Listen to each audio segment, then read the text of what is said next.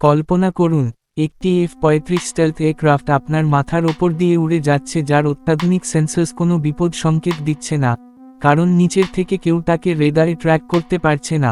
অথচ একটি সাধারণ বানোকুলাস এর রেটিক্যাল স্কেল ব্যবহার করে তার অ্যালটিটিউড এবং ডিস্টেন্স মেপে নিয়ে একটি বুদ্ধিহীন প্রজেক্টাইল দিয়ে তাকে ধ্বংস করে দেওয়া সম্ভব। হ্যাঁ, আজ যখন ইরান বা অন্যান্য দেশ থেকে F-15 বা F-35 ভূপাতিত করার দাবি ওঠে, তখন আধুনিক স্টেলথ টেকনোলজিরও বিপরীতে জয়ী হয় মূলত স্টাডিওমেট্রিক রেঞ্জ ফাইন্ডিং বা স্টেরিও পদ্ধতির সেই চিরায়ত জ্যামিতিক সমীকরণ। দ্বিতীয় বিশ্বযুদ্ধের সেই উত্তাল দিনগুলোতে যখন রেডার টেকনোলজি ছিল তার শৈশবকালে, তখন শত্রু বিমানের অবস্থান এবং গতিপথ নির্ণয়ে এই কৌশলটিই ছিল একমাত্র ভরসা। এই পদ্ধতির মূল ভিত্তি হল সিমিলার ট্রায়াঙ্গলস এবং ট্রিগোনোমেট্রির এক অসাধারণ প্রয়োগ। যখন একজন এয়ারক্রাফট স্পটার তার লেন্সের সাহায্যে দিগন্তের কোনো বিমানকে পর্যবেক্ষণ করেন, তখন তিনি মূলত সেটির অ্যাঙ্গুলার সাইজ পরিমাপ করেন। যদি কোনো বস্তুর অ্যাকচুয়াল হাইট জানা থাকে, যেমন একটি 25 ফুট উচ্চতার গাছ বা নির্দিষ্ট কোনো ফাইটার জেটের ডানা, তবে সেই ডেটা ব্যবহার করে সহজেই সেটির ডিস্টেন্স বের করা সম্ভব। সূত্রের ভাষায়, ডিস্টেন্স ডি হল বস্তুর অ্যাকচুয়াল হাইট এইচ এবং তার অ্যাঙ্গুলার সাইজ এর থিটা অনুপাত, অর্থাৎ ডি সমান ফ্র্যাক এইচ থিটা। এই সহজ অথচ কার্যকর ক্যালকুলেশনটি ব্যবহার করেই যুদ্ধের ময়দানে শত্রু বিমানের পজিশন নিখুঁতভাবে নির্ধারণ করা হতো।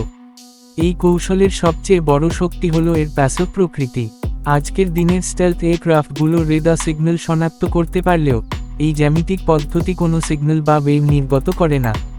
ফলে নিচ থেকে কেউ যদি বিমানটির ডিস্টেন্স পরিমাপ করে, তবে বিমানের অ্যাডভান্স সেন্সর্সগুলো সেই অস্তিত্ব টের পায় না। এই ম্যাথমেটিক্যাল অ্যাকিউরেসিকে যখন আর্টিফিশিয়াল ইন্টেলিজেন্স বা এআই এর সাথে যুক্ত করা হয়, তখন তা এক ভয়ঙ্কর মারণাস্ত্রে পরিণত হতে পারে। বর্তমানে ম্যাগনেটিক ক্যানন বা রেলগান টেকনোলজি এর ক্ষেত্রে এই জ্যামিতিক হিসাবগুলো অত্যন্ত গুরুত্বপূর্ণ। যখন কোনো প্রথাগত প্রজেক্টাইল বা কামানের গোলা ছোড়া হয়, তখন সেটির সফল টার্গেট অ্যাকুইজিশন এর জন্য বিমানের ভবিষ্যৎ অবস্থানের নিখুঁত হিসাব প্রয়োজন। এআই সিস্টেম বাতাসের গতি, গ্র্যাভিটি এবং বিমানের বর্তমান গতিপথ বিশ্লেষণ করে এই প্রজেক্টাইলগুলোকে এমনভাবে পরিচালনা করতে পারে যা আধুনিক থেকে আধুনিকতর বিমানকেও ভূপাতিত করতে সক্ষম। আকাশসীমা রক্ষার এই লড়াইয়ে শেষ পর্যন্ত জয়ী হয় সেই পক্ষই, যার ম্যাথমেটিক্যাল ক্যালকুলেশন এবং জ্যামিতিক কৌশল সবচেয়ে বেশি নির্ভুল। বন্ধুরা, আজকের এই আলোচনাটি আপনাদের কেমন লাগলো তা কমেন্টে অবশ্যই জানাবেন। এই ধরনের আরও রোমাঞ্চকর এবং তথ্যবহুল ভিডিও পেতে আমাদের ভিডিওটিতে একটি লাইক দিন এবং চ্যানেলটি সাবস্ক্রাইব করে রাখুন। আর হ্যাঁ, পাশে থাকা বেল বাটনটি নাড়িয়ে দিতে ভুলবেন না, যাতে পরবর্তী ভিডিওর নোটিফিকেশন সবার আগে আপনার কাছে পৌঁছায়। ভিডিওটি ভালো লাগলে বন্ধুদের সাথে প্রচুর শেয়ার করুন। সাথে থাকার জন্য ধন্যবাদ।